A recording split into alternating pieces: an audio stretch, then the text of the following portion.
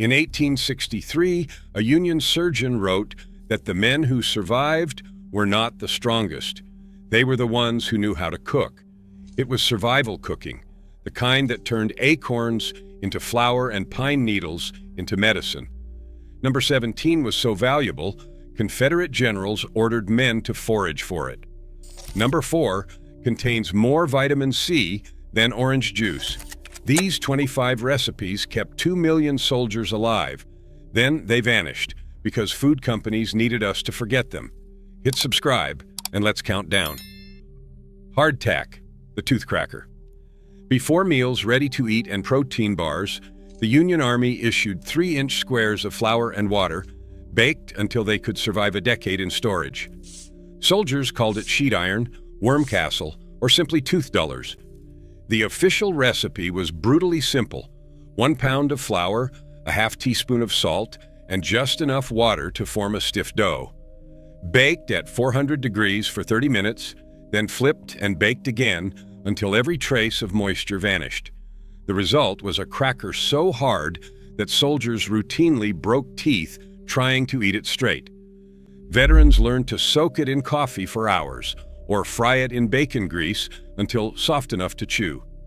Letters home described the weevils that infested old batches, how men would tap the crackers on rocks to shake loose the larvae before eating in the dark so they could not see what remained.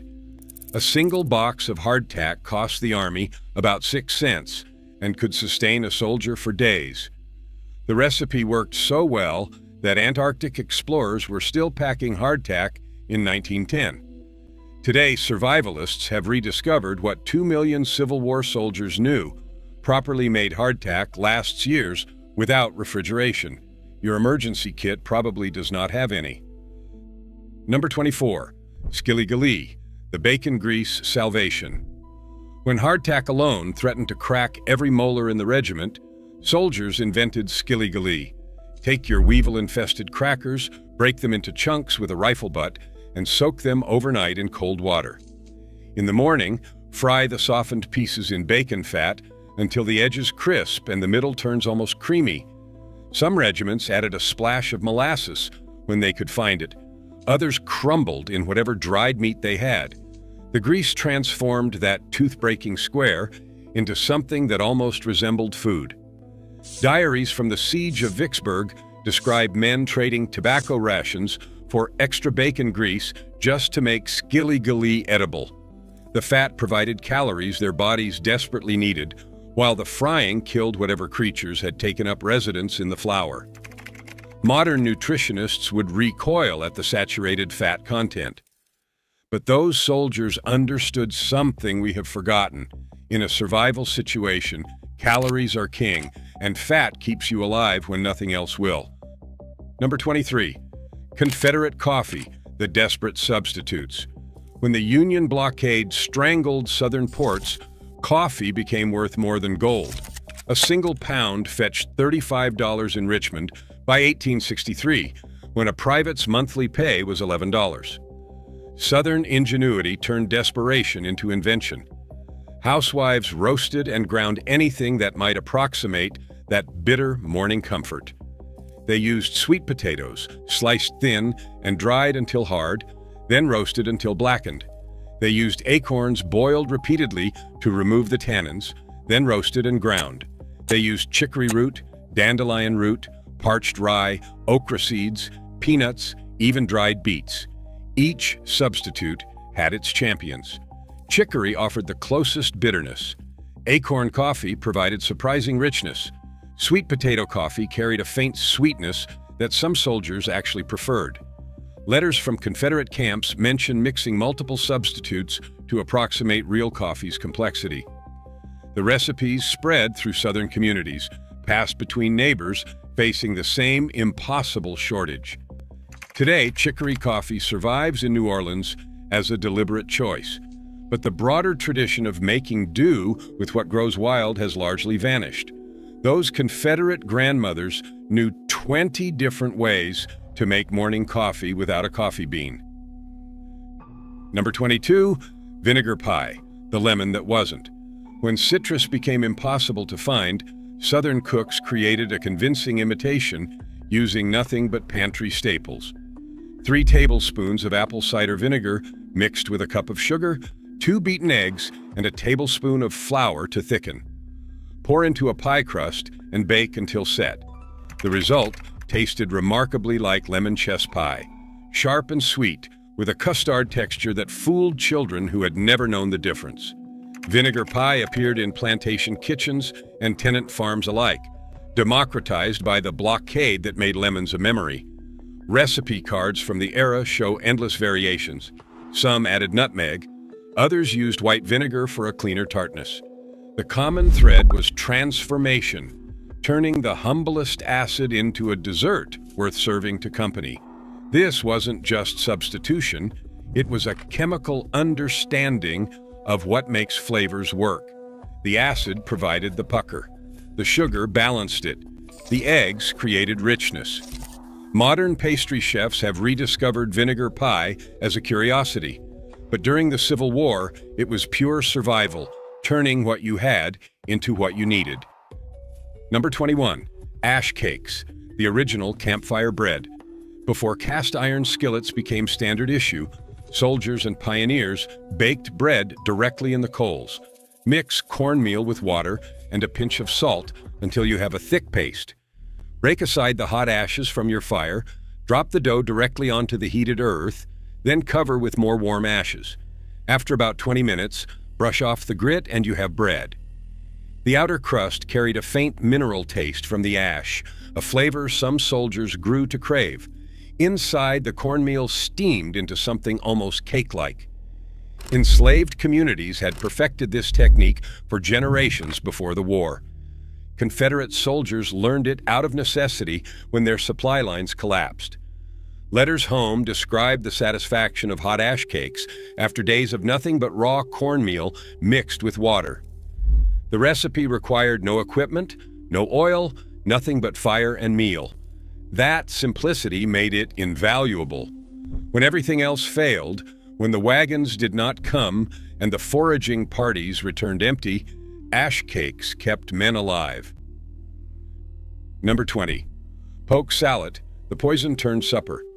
Pokeweed grows wild across the American South, its purple-stained berries tempting but deadly.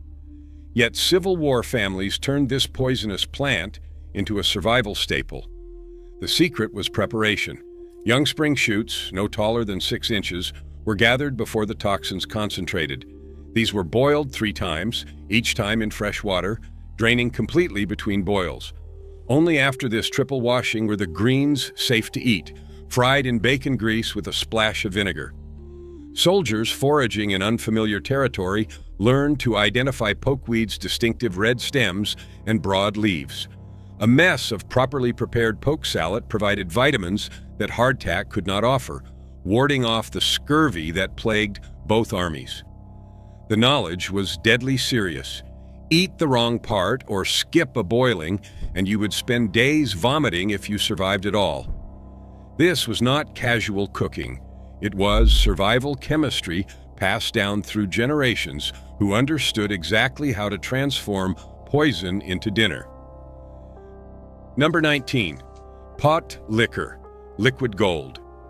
The water left behind after boiling greens held more nutrition than the vegetables themselves. Civil War cooks knew this long before scientists could explain it. After cooking a mess of collards, turnip greens, or cabbage, that murky broth was never discarded. Families soaked cornbread in it, drank it straight from cups, or used it as the base for the next day's soup. Enslaved communities had elevated pot liquor to an art form, seasoning the cooking water with ham hocks or fatback until it became a meal on its own. During the war, when meat was scarce and vegetables precious, pot liquor stretched every ingredient further. Soldiers learned to collect the cooking water from regimental kettles, hoarding this vitamin-rich broth against the malnutrition that claimed as many lives as bullets. Modern nutritionists confirm what those cooks knew instinctively. Pot liquor contains water-soluble vitamins, minerals leached from vegetables, and the gelatin from whatever bones simmered alongside. We pour it down the drain. They drank it and survived. Number 18. Sorghum everything. When the Union blockade cut off cane sugar, southern farms turned to sorghum. This tall grass, pressed and boiled into thick amber syrup, became the sweetener of the Confederacy. By 1862, sorghum mills operated in nearly every southern county, producing molasses that substituted for sugar in every recipe imaginable. Bakers replaced white sugar with sorghum in cakes and cookies, adjusting for its distinctive, almost mineral sweetness. Soldiers spread it on hardtack. Mothers stirred it into ersatz coffee. It glazed hams, sweetened preserves, and provided the only candy most Southern children would taste for 4 long years. Sorghum production quadrupled during the war from necessity rather than choice. The syrup kept almost indefinitely without refrigeration, making it perfect for uncertain times. Today, craft syrup makers in Appalachia still press sorghum the old way. But the widespread knowledge of cooking with it, adjusting recipes for its unique flavor, has largely vanished. Your great-great-grandmother could make 50 different dishes with sorghum, can you? Number 17. Pine needle tea, the scurvy cure. Civil War surgeons watched men die from bleeding gums and loose teeth, their bodies starving for vitamin C that the standard rations could not provide. Foragers learned that pine needles steeped in hot water could prevent and even reverse early scurvy. White pine worked best, its soft needles releasing a bright, almost citrus flavor. Soldiers gathered handfuls of fresh needles, bruised them slightly to release the oils, and steeped them for 10 minutes in boiling water. The resulting tea tasted like a forest smelled, resinous and sharp. But it worked. The vitamin C content in pine needle tea rivals that of orange juice, a fact that modern analysis has confirmed. Confederate generals who understood this ordered foraging details to gather pine needles alongside food. The knowledge came from indigenous peoples who had survived harsh winters for centuries on exactly this remedy. During the siege of Petersburg, pine needle tea kept entire regiments functional when fresh vegetables could not reach the lines.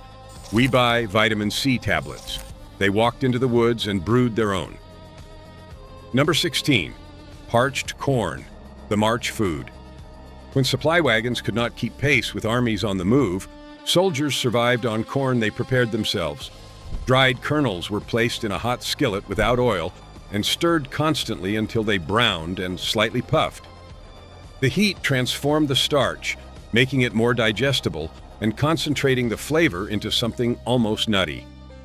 A pocketful of parched corn could sustain a soldier for a full day's march. It required no cooking to eat, would not spoil in the southern heat, and weighed almost nothing compared to its caloric value. Both armies relied on it during rapid campaigns when normal rations could not follow. Letters home described the comforting crunch of parched corn during midnight marches, how the familiar taste reminded men of home kitchens where their mothers prepared the same food for winter snacking. Native American peoples had perfected this technique centuries earlier. Civil War soldiers simply adopted what worked. The skill of properly parching corn, knowing exactly when to remove it from heat, has largely disappeared from American kitchens. Number 15. Hoey cakes, the field bread. Before griddles and modern cookware, farmers and soldiers cooked cornmeal batter on the flat blade of a hoe held over the fire. The technique gave the bread its name and defined a cooking tradition that survived into the Civil War camps. Mix 2 cups of cornmeal with a teaspoon of salt and enough boiling water to make a thick batter. Drop spoonfuls onto any flat, greased surface hot enough to sizzle. Cook until the bottom crisps, flip, or cook through.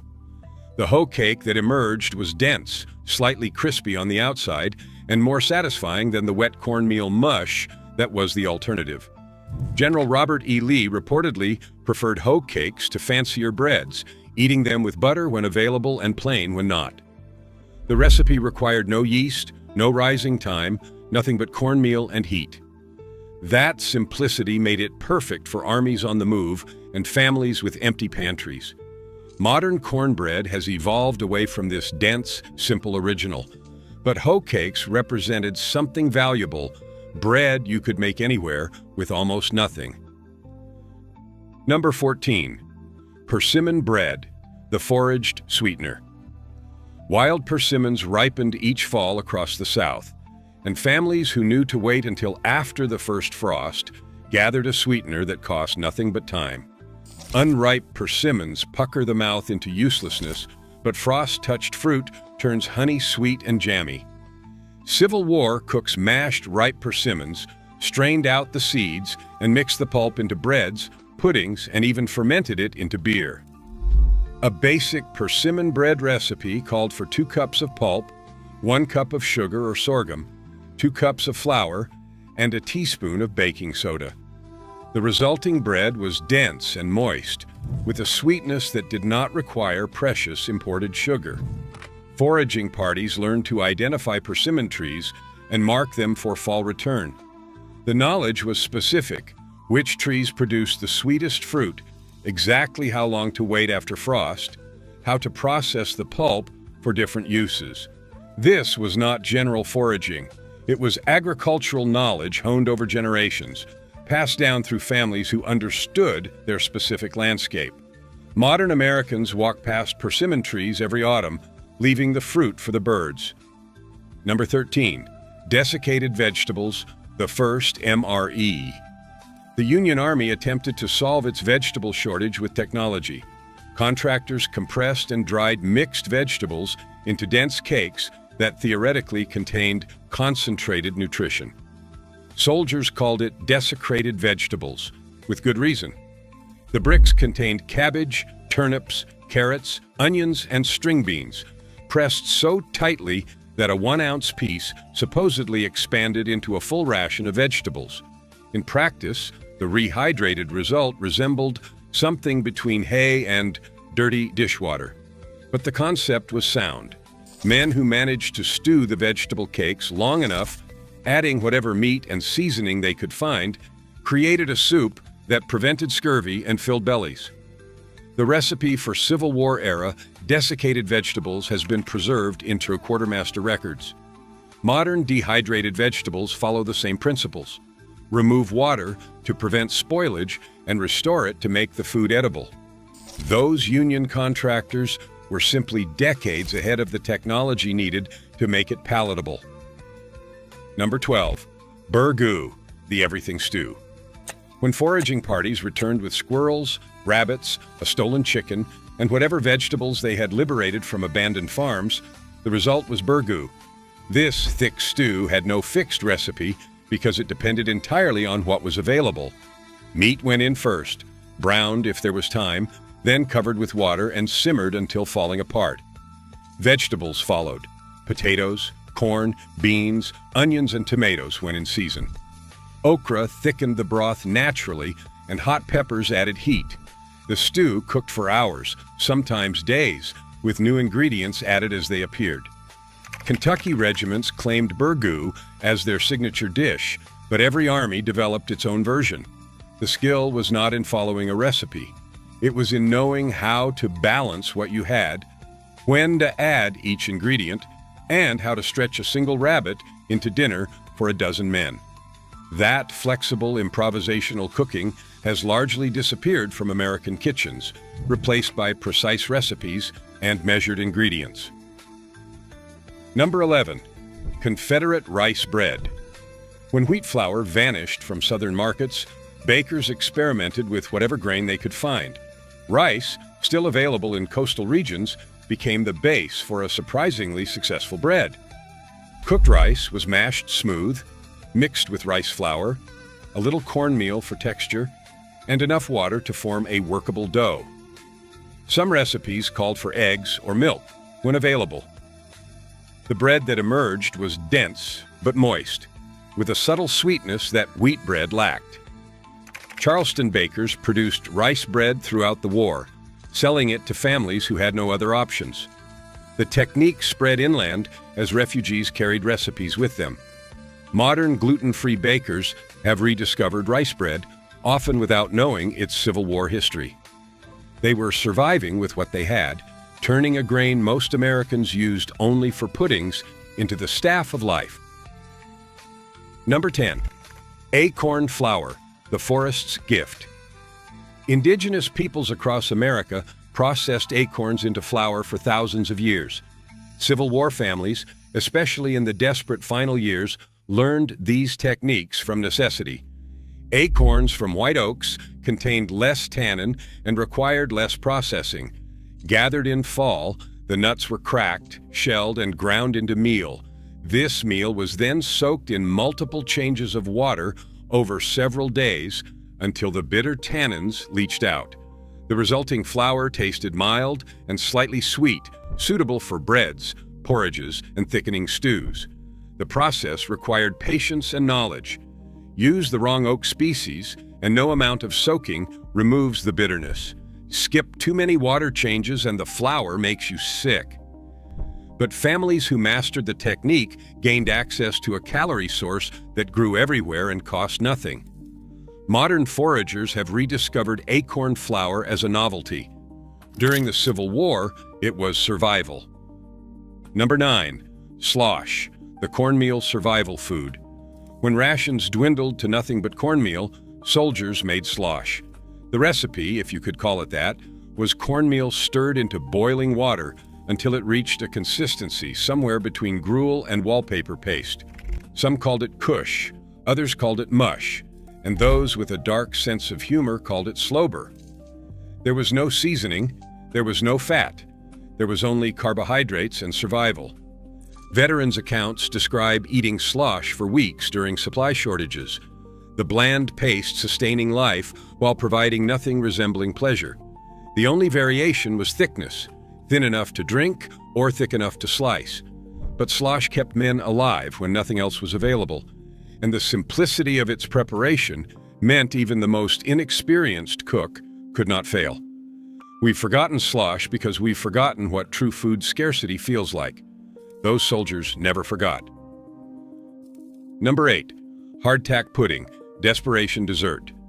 Soldiers with access to sugar and milk, usually from sympathetic civilians, transformed their hated ration into something almost celebratory. Hardtack was soaked until soft, crumbled into a pot with whatever milk was available, sweetened with sugar or sorghum, and baked until set. Some added raisins, others stirred in a beaten egg. The result resembled bread pudding, and for men who had eaten nothing but salt pork and crackers for weeks, it tasted like salvation. Letters home include requests for specific pudding ingredients, knowing mothers and wives would understand how precious such a simple dish had become. The recipe demonstrated something important about survival cooking. Even the most despised ration could be transformed with a little creativity and the right additional ingredients. Modern comfort food follows the same principle. We simply forgot that we had learned it in the hardest classroom possible.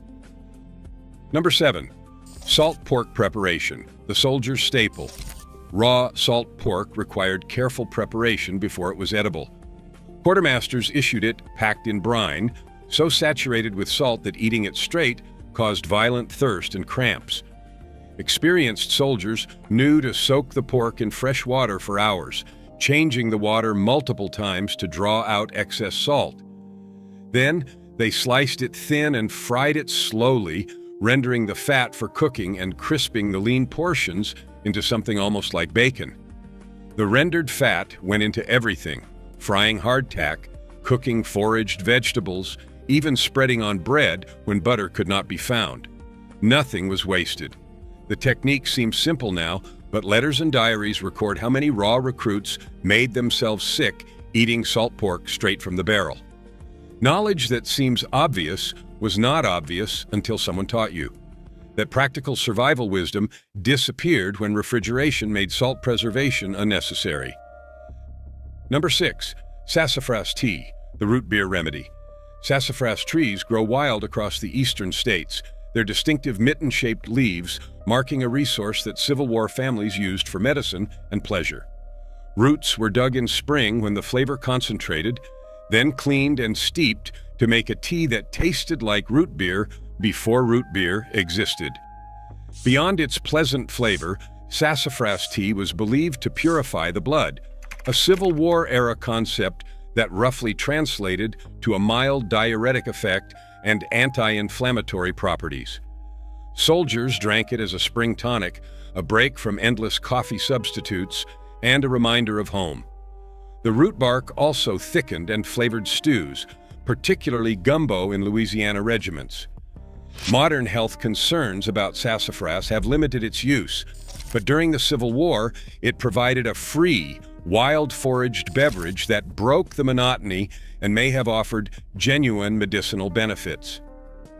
Your great-great-grandmother knew which trees to tap and when. Number 5. Dandelion everything. That weed you poison in your lawn fed Civil War families through desperate seasons. Young dandelion leaves gathered before flowering made salads and cooked greens rich in vitamins. The roots, roasted and ground, became another coffee substitute, less bitter than acorns. The flowers fermented into wine that could make you forget the war for an evening. Even the stems exuded a milky sap used in folk remedies. Civil War families harvested dandelions deliberately, cultivating knowledge about when each part was best: spring leaves, fall roots, and summer flowers. This was not desperate foraging. It was systematic use of a resource that most modern Americans treat as a nuisance. The dandelion wine recipe alone, passed through generations, represented accumulated knowledge about fermentation, timing, and patience. We buy expensive bitter greens at farmers markets. Dandelions grow free everywhere. Number 4. Wild onion and garlic foraging. The forests and fields of Civil War America held wild alliums that soldiers learned to identify and harvest. Wild onions, wild garlic, and ramps grew in predictable locations, their pungent smell announcing their presence. Added to burgoo, fried with salt pork, or eaten raw on hardtack, these wild alliums provided flavor that standard rations lacked and nutrients that helped prevent deficiency diseases. Foraging knowledge taught which woodlands to check, how to tell wild alliums from toxic lookalikes, and when the harvest peaked. That knowledge was specific and place-based, and it required guidance from locals and experienced woodsmen. Modern foragers have rediscovered ramps, turning them into an expensive restaurant trend. Civil War soldiers just called them survival. Number 3. Fruit leather and dried fruit. With no refrigeration, families preserved summer abundance through drying. Apples were sliced thin and dried on racks in the sun or over low fires. Stone fruits were halved and similarly preserved. Berry pulp was spread thin on boards and dried into leather that would keep for months. Soldiers carried dried fruit in their haversacks, a concentrated energy source that weighed little and would not spoil. The technique required knowledge of proper drying conditions. If drying was too fast, the outside hardened while the inside molded. If it was too slow, the fruit fermented. Civil War housewives understood these balances intuitively, producing preserved fruit that survived the war in letters home, where men requested more of their mother's dried apples. Today we buy fruit leather in plastic packages. They made it on any sunny day. Number 2. Jerky and pemmican-style preservation. Before the war, hunters and frontier families preserved meat through methods that Civil War armies adopted out of necessity. Meat was cut into thin strips, salted heavily, and dried over smoke until it was hard enough to resist spoilage indefinitely. Some preparations went further, pounding the dried meat into a powder and mixing it with rendered fat and dried berries to make a calorie-dense survival food similar to pemmican. These preserved meats required no refrigeration, weighed very little compared to their nutritional value, and could sustain a man for weeks when fresh supplies failed. The technique was ancient. The knowledge was specific: how thin to slice, how much salt, how much smoke, how long to dry. That accumulated wisdom largely disappeared when industrial meat preservation made it unnecessary. Number 1. The survival garden. At the top of our list is not a single recipe, but the knowledge of what to plant, when to harvest, and how to preserve. Civil War families grew potato varieties that kept through the winter, beans for drying, squash that lasted until spring, cabbage they fermented into sauerkraut that prevented scurvy. This was not hobby gardening, it was agricultural knowledge accumulated over generations. We have lost most of those heirloom varieties, and with them, we have lost why each one mattered. Here's my challenge. Try one of these this week. Pine needle tea costs nothing but a walk. Parched corn requires only a skillet. Then tell me if your ancestors were desperate or if they knew something we forgot. Share which one you're trying in the comments. I want to see if anyone's grandmother still makes ash cakes. These weren't just survival recipes. They were knowledge that kept America alive. Your great-great-grandparents knew. Now you know too.